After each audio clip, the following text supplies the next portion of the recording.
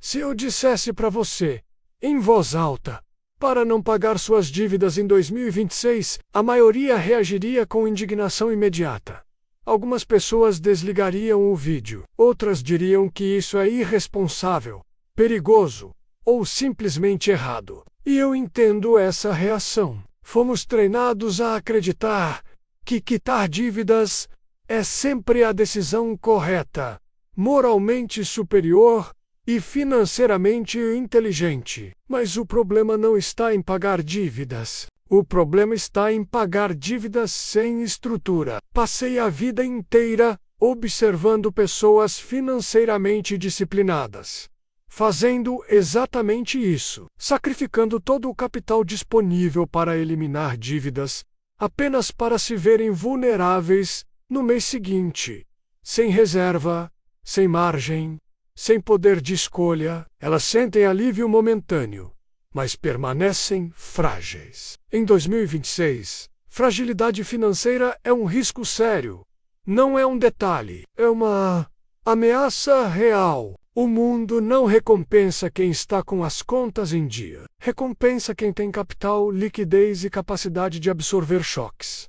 Neste vídeo, eu não vou te dizer para ignorar dívidas. Vou explicar por que priorizar capital antes de quit loss pode ser a decisão mais racional. E por que muitas pessoas que fazem tudo certinho continuam presas financeiramente, mesmo depois de anos pagando boletos. Por que quitar dívidas parece progresso, mas frequentemente não é? Existe uma satisfação psicológica profunda em quitar uma dívida.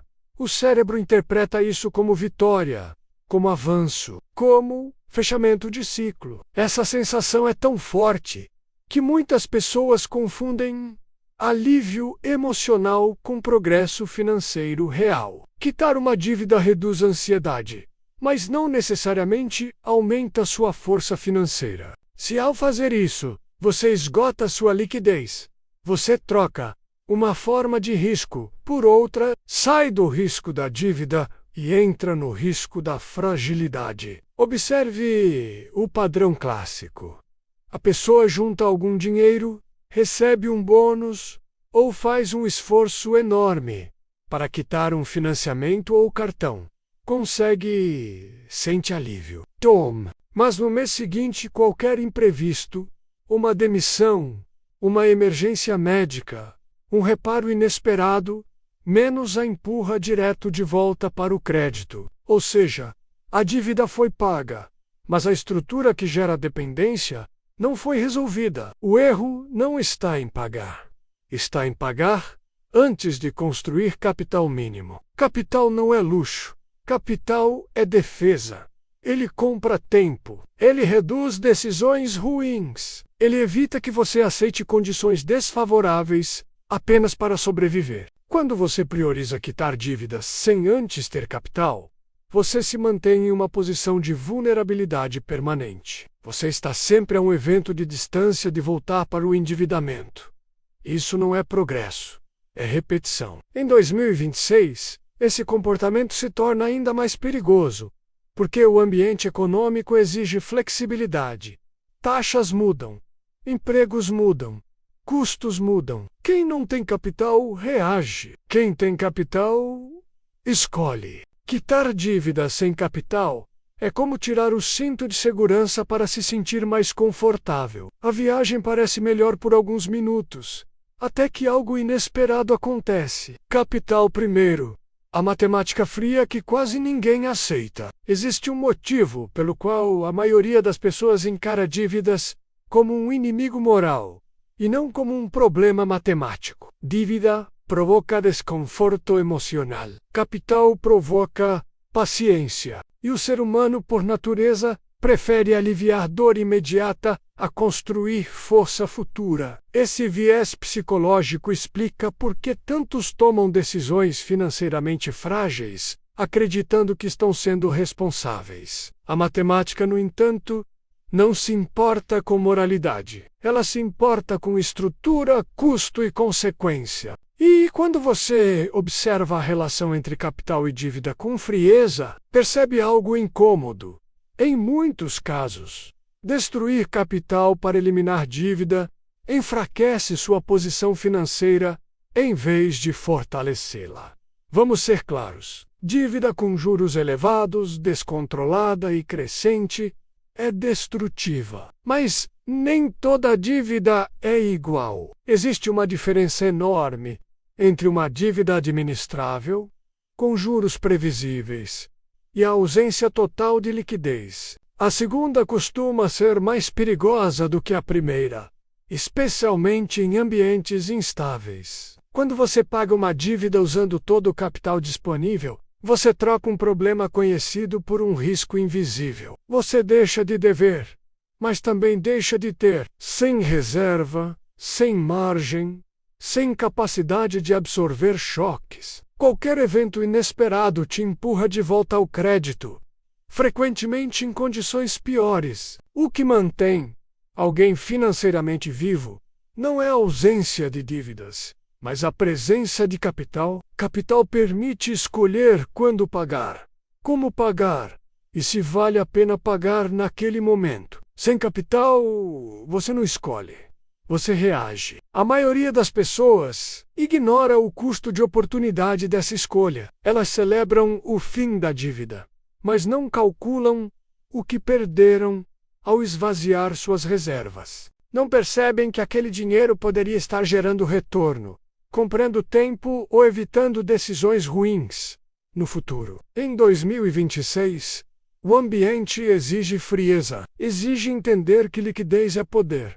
Poder de negociação, poder do espera, poder de dizer não. Quitar uma dívida pode aliviar a mente, mas construir capital fortalece a posição. A pergunta correta não é: devo pagar essa dívida agora? Mas minha posição financeira ficará mais forte depois de pagar? Se a resposta for não, se você ficar sem margem, sem reserva, sem flexibilidade, então o pagamento não foi estratégico, foi apenas emocional.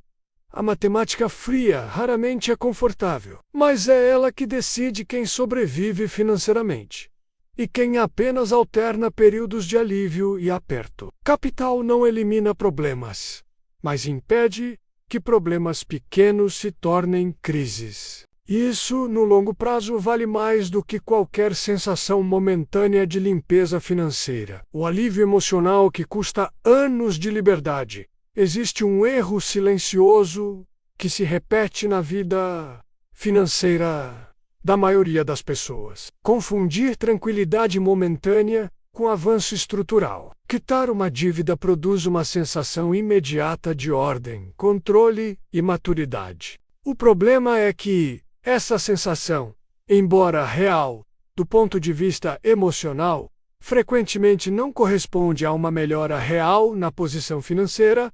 O cérebro humano busca fechamento. Ele prefere resolver algo visível do que fortalecer algo invisível.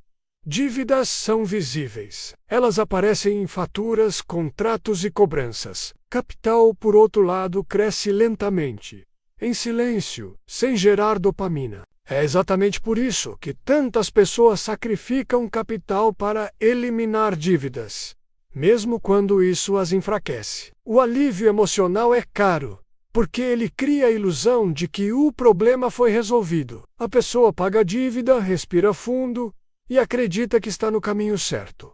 Mas, estruturalmente, nada mudou. A renda continua frágil. A dependência do próximo mês continua absoluta.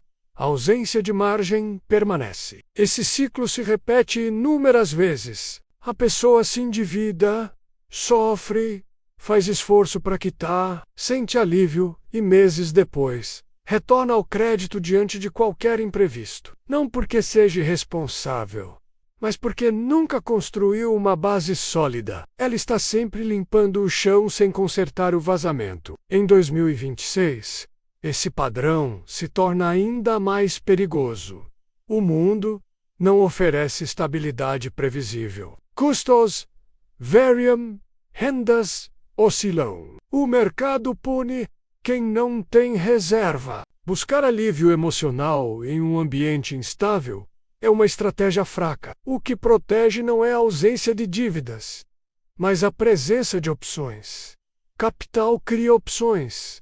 Ele permite esperar, permite negociar, permite absorver impactos sem recorrer imediatamente ao crédito. Quando você sacrifica capital para se sentir limpo, você abre mão dessas opções em troca de uma sensação passageira. A maioria das pessoas nunca para se perguntar quanto custou esse alívio, quantos anos de capitalização foram adiados, quantas oportunidades foram perdidas, quantas decisões ruins foram tomadas depois, por falta de margem. Existe um desconforto necessário na construção de riqueza, conviver com uma dívida administrável, enquanto o capital cresce. Isso exige maturidade emocional. Exige resistir ao impulso de resolver tudo agora, em favor de construir algo mais forte ao longo do tempo. Quem entende isso cedo para de buscar alívio e começa a buscar posição. E posição financeira, diferentemente do alívio, não desaparece no próximo imprevisto.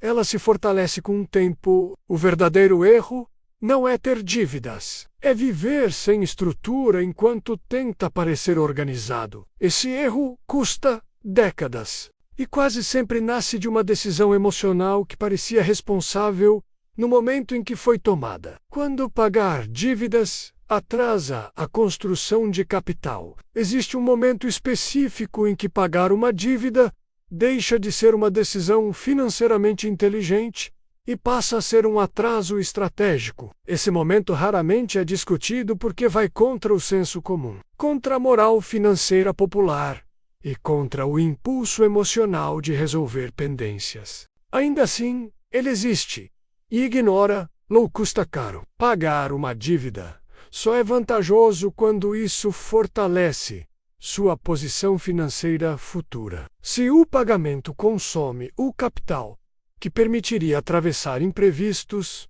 investir ou negociar melhores condições, então o efeito líquido é negativo. Você elimina um problema visível, mas enfraquece a estrutura que sustenta todas as outras decisões. O erro mais comum é tratar todas as dívidas como se fossem iguais. Snow, dívidas de juros altos descontroladas e crescentes precisam ser enfrentadas com urgência. Mas dívidas previsíveis, com juros conhecidos e administráveis, podem menos, e muitas vezes devem menos ser subordinadas à construção de capital. Quando você paga uma dívida previsível usando todo o seu dinheiro disponível, você perde algo que não aparece no extrato: capacidade de manobra. Sem capital, qualquer mudança externa força decisões ruins. Você aceita trabalhos piores, vende ativos em momentos ruins, usa crédito caro para resolver emergências. A dívida que parecia eliminada retorna,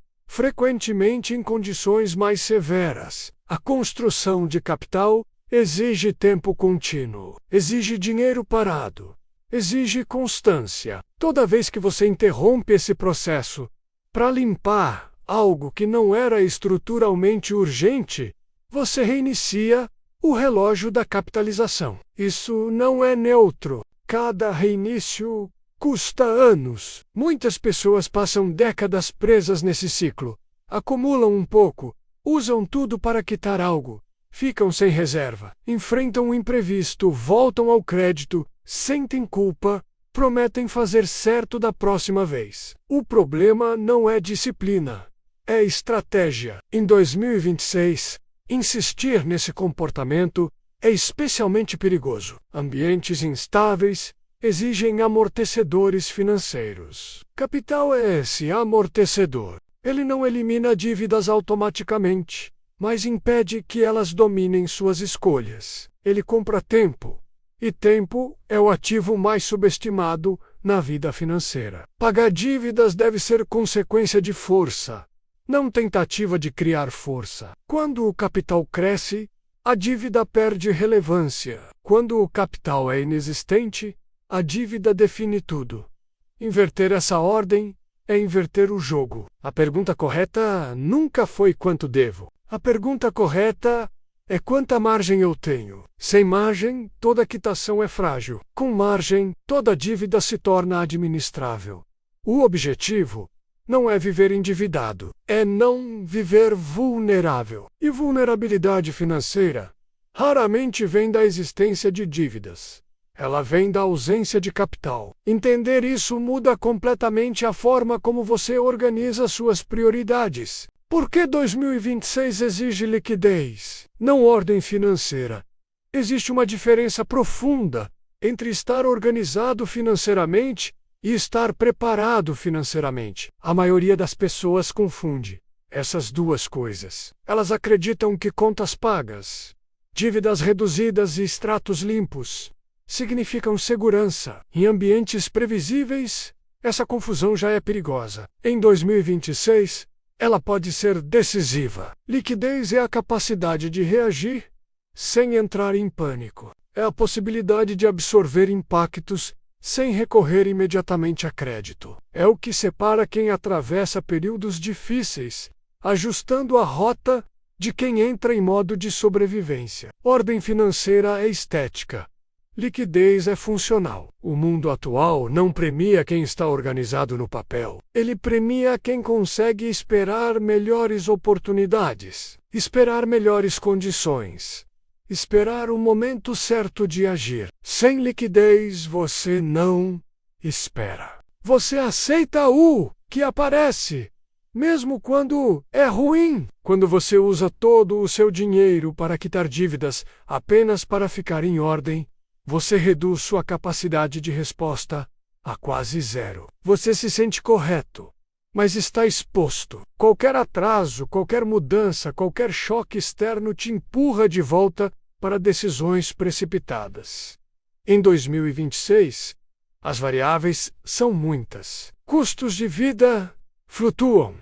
Mercados mudam rapidamente. Empregos deixam de ser estáveis. Quem não tem liquidez vive em estado permanente de tensão. E tensão constante leva a decisões ruins, mesmo em pessoas inteligentes.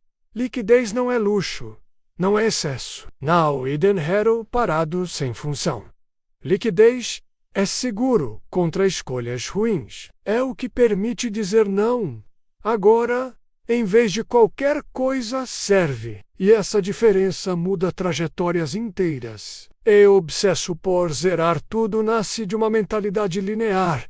Dívida ruim, pagamento bom. A realidade é mais complexa. Às vezes, manter uma dívida previsível enquanto constrói liquidez é a única forma racional de atravessar um período incerto sem destruir sua posição. Estar preparado financeiramente significa ter margem. Margem de tempo, margem de dinheiro, margem emocional. Dívidas controladas não destroem essa margem.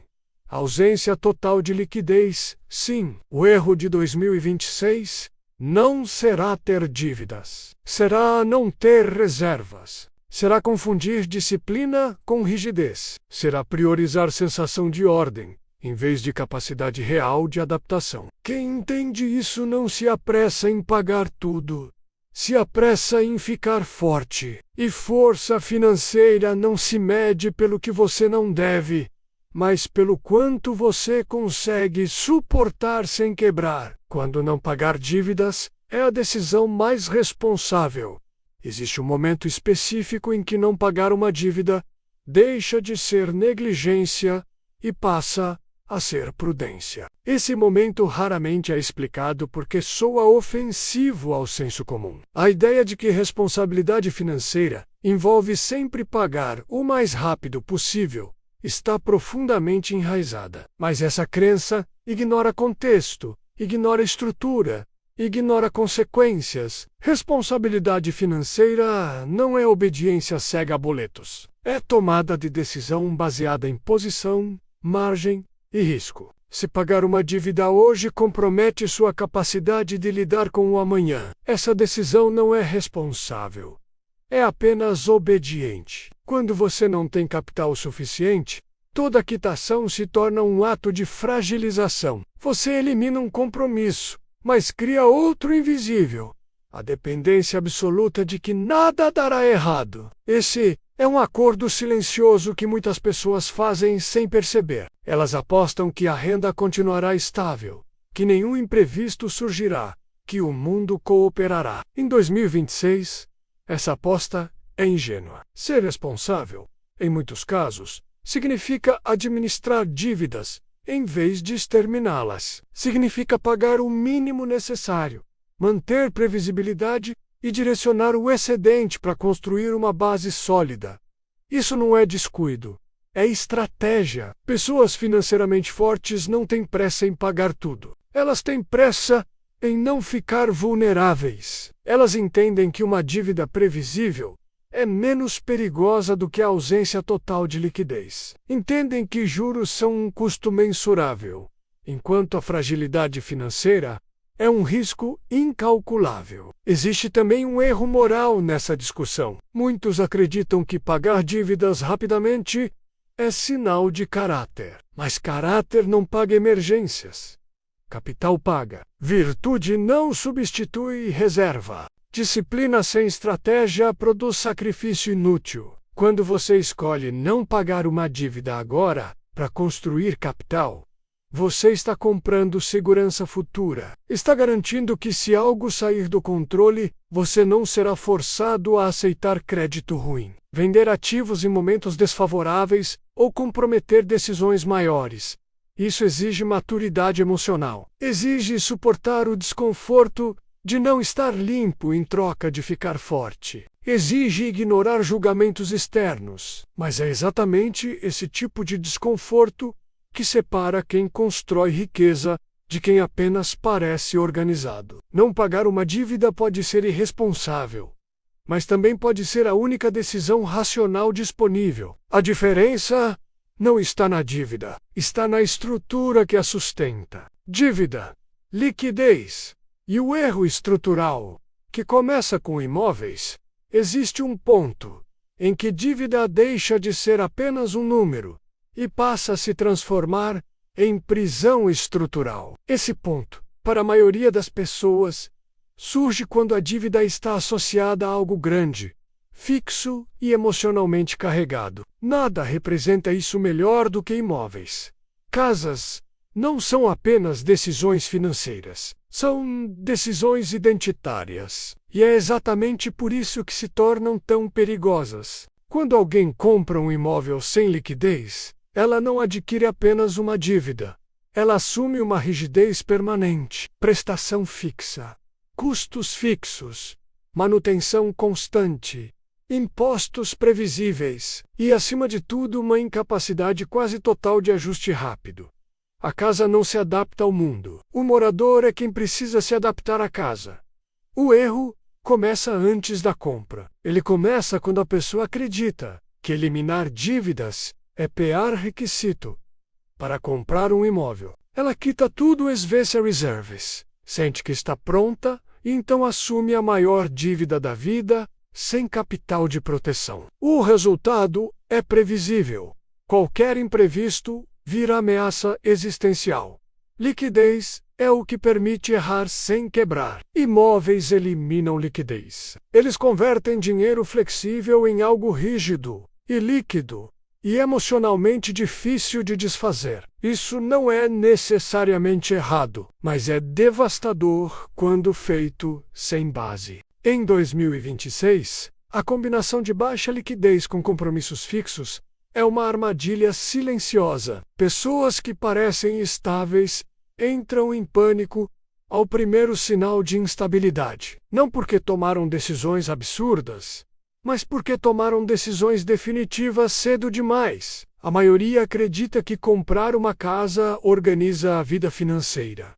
Na prática, ela congela opções. Ela reduz mobilidade. Ela transforma ajustes simples em problemas complexos. E quando isso acontece sem capital, a dívida deixa de ser administrável e passa a ditar o ritmo da vida. Esse é o elo que quase ninguém percebe.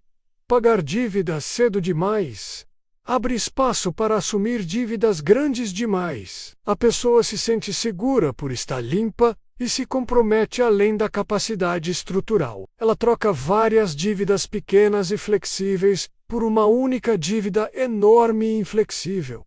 Liquidez protege contra erros. Imóveis amplificam erros. Juntos, sem equilíbrio.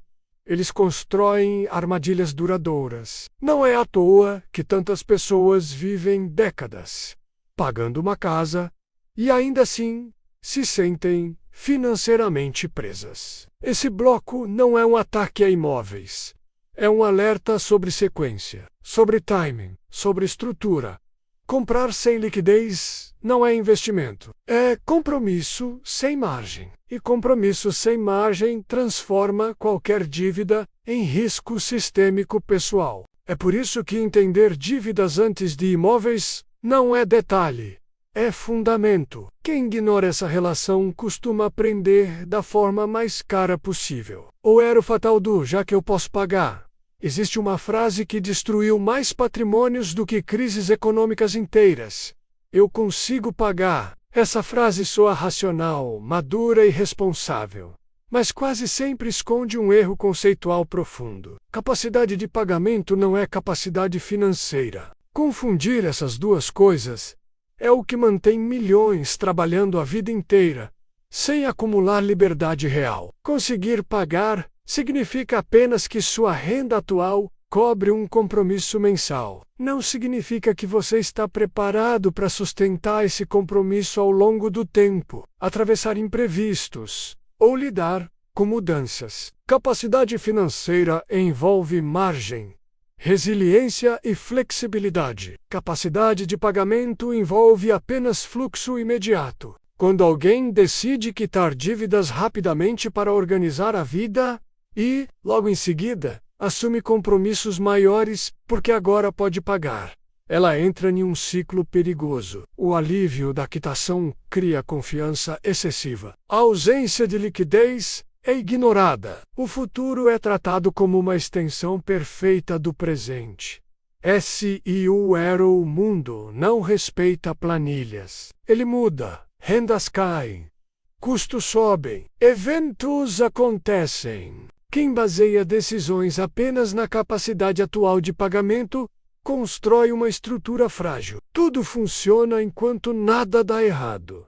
Quando algo muda, a fragilidade aparece de forma brutal. Em 2026, essa mentalidade é especialmente arriscada. O ambiente exige adaptabilidade. Quem vive no limite da capacidade de pagamento não se adapta.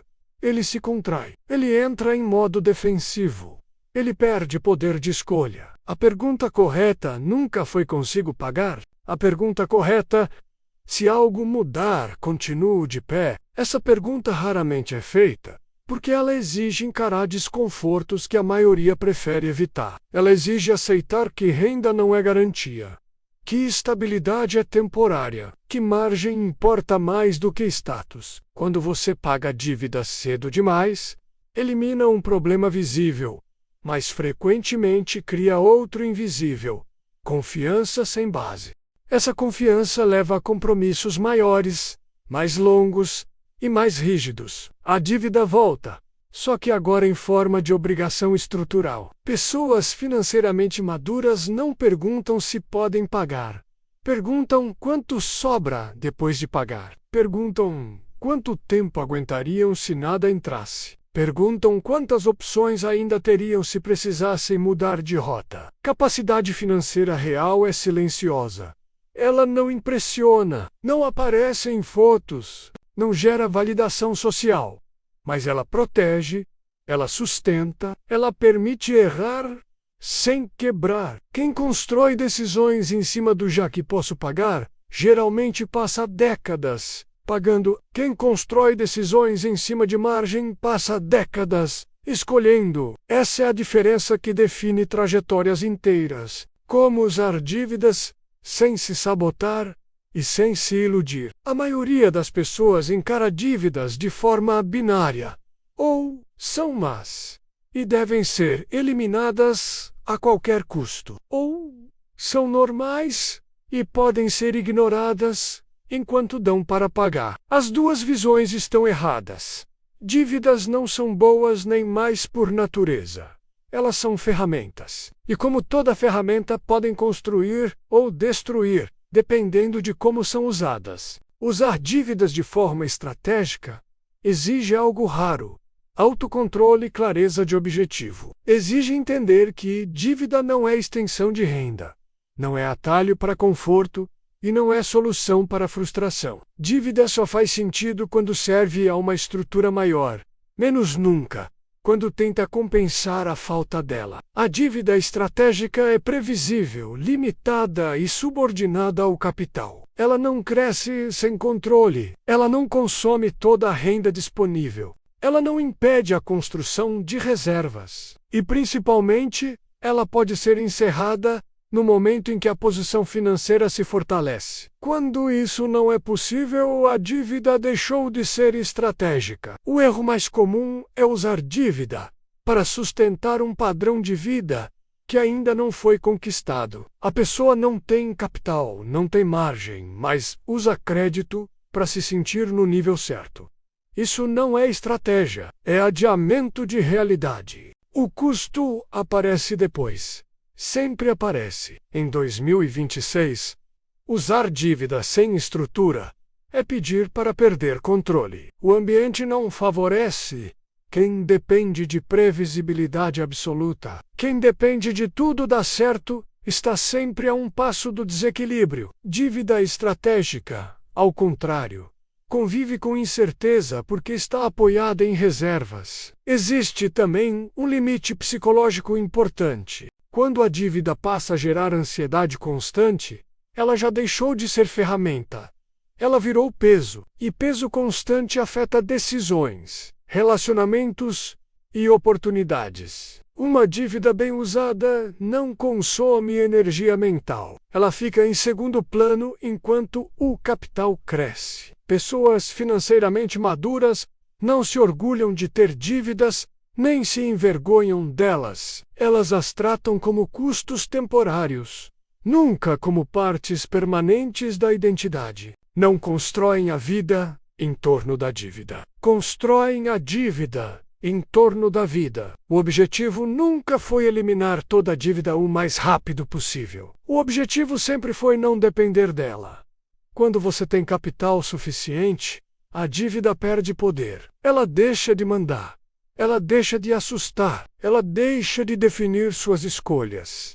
A verdadeira sabotagem não é a dívida em si, é a ilusão de que ela pode substituir capital, disciplina ou paciência. Dívida não acelera a liberdade, ela apenas antecipa consumo. Liberdade financeira exige o oposto: atrasar consumo para ganhar opções. Quem entende isso para de travar batalhas morais contra dívidas e começa a travar batalhas estratégicas a favor da própria posição. E posição, no fim, é tudo o que importa. O erro não é a dívida, é a pressa em parecer resolvido ao longo da vida. Percebi que a maioria das pessoas não fracassa financeiramente por falta de esforço, inteligência ou renda. Elas fracassam por pressa. Pressa em resolver.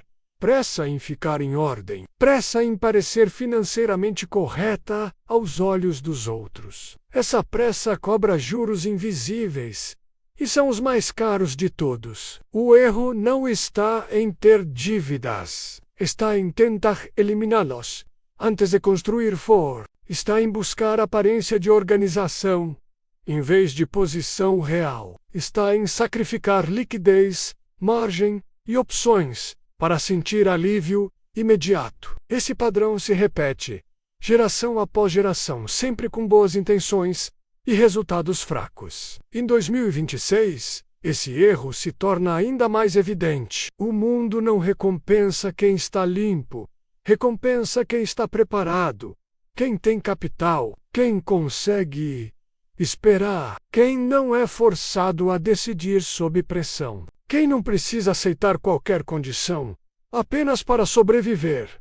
Pagar dívida sem capital não é virtude, é fragilidade disfarçada de disciplina. Construir capital antes de quitar tudo não é irresponsabilidade, é estratégia, é maturidade. É entender que segurança não vem de boletos zerados, mas de margem acumulada. Existe uma diferença fundamental entre resolver o passado e preparar o futuro. Quitar dívidas resolve o passado. Capital constrói o futuro. Quando você sacrifica o segundo para encerrar o primeiro, você fica preso em um ciclo eterno de esforço sem avanço real. A maioria das pessoas nunca experimenta o que é tomar decisões sem medo financeiro. Nunca experimenta o que é dizer não sem ansiedade. Nunca experimenta o que é atravessar períodos difíceis sem pânico. Não porque não trabalham duro, mas porque sempre escolhem alívio em vez de posição. Se você entendeu este vídeo, então entendeu algo essencial. A ordem correta importa mais do que a intenção. Primeiro força, depois limpeza, primeiro margem, depois quitação, primeiro capital, depois compromissos maiores. Esse entendimento muda tudo. Ele muda como você encara dívidas, muda como você encara imóveis, muda como você encara consumo, status e pressa. E é exatamente por isso que o próximo passo, lógico, não é falar de mais dívidas.